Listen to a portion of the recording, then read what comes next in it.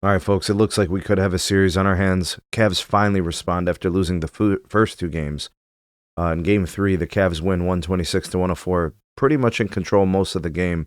Really only a couple of moments where the Pacers kind of punched back on the Cavs, but it just wasn't sustainable and it wasn't enough to put a hole into that lead. So statistically, the Cavs dominated basically every facet of the game. Field goal percentage was pretty similar. 3-point percentage was pretty similar. But where the Cavs really did their damage was on the glass.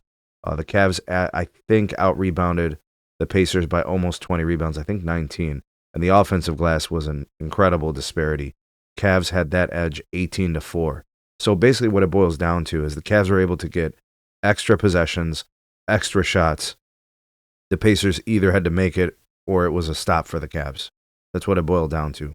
The turnovers were very similar. Like, that's legitimately what this game was. It was about the rebounds. Whoever won the glass was going to win the game. And the Cavs were able to balloon a lead up to over 26 points or something, and they never really looked back. They held on to it. They were able to rest their starters at the end of the game, and I think leave the game relatively unscathed, right? So Hunter played, Mobley played, Garland played, the guys that were inactive for game two all played and played a pretty healthy amount of minutes. In fact, that's probably something we should look at. For the Cavs, I would call this a Mobley game. 18 points, 5 offensive rebounds, 13 overall, 4 assists, 3 steals, 3 blocks. He was incredible on the defensive end, and he was very good on the offensive side of the ball as well. Jared Allen played a great game, 19 points. He was very good defensively, 12 rebounds, 4 offensive. He had 2 assists, he had 2 blocks. Garland played about 25 minutes, wasn't able to score much, but his presence and the ability to command and properly run the offense is what really helped out, because that allows Donovan Mitchell to have to just do his scoring thing. Like, he doesn't have to facilitate every possession. Don was huge, 43 points, 10 of 14 from the line, 5 of 13 from 3, 14 of 29 overall with 37 minutes of action. He had 9 rebounds, 5 assists, and a steal. Max Strus was incredible. Really good game. So to me, when I look at this game, Don was amazing, Strus was amazing, Mobley was fantastic, and the other guys were just fine. The bench, Ty Jerome is still having bad games. Merrill didn't give you anything. Hunter was decent. He came in and he played well. Nothing crazy. Not like a standout game, but he was aggressive, and he was forcing the Pacers defense to have to move around and shift, and those kind of things are valuable. And then for the Pacers, they just couldn't get it going, right?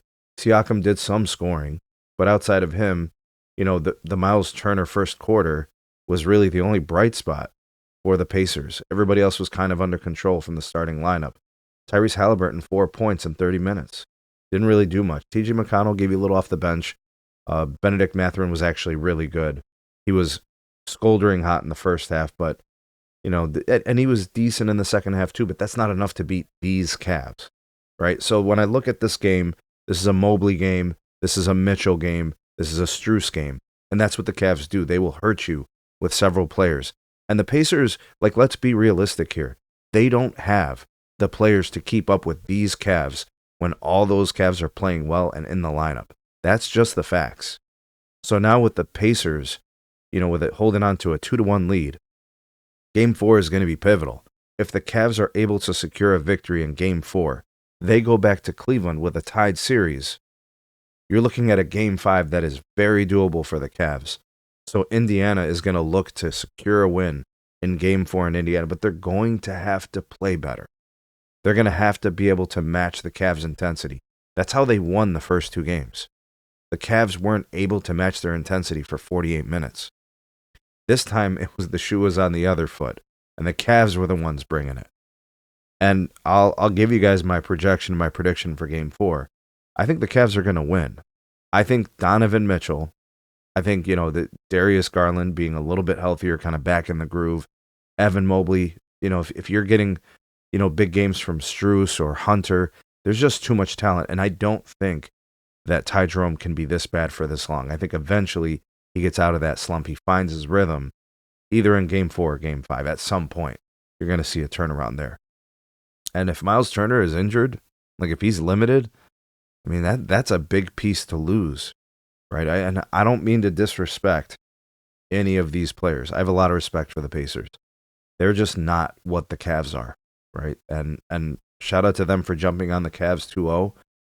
But if the Cavs win game 4, I think you kind of see where this series is going. All right, so I'm going to go Cavs game 4. Who you guys got? Let me know what you think of this game and your projection for the series. I got the Cavs in 6. What do you think? Let me know. Drop me some comments. Like, share, subscribe. Check out some more videos. We'll see you guys on the next one.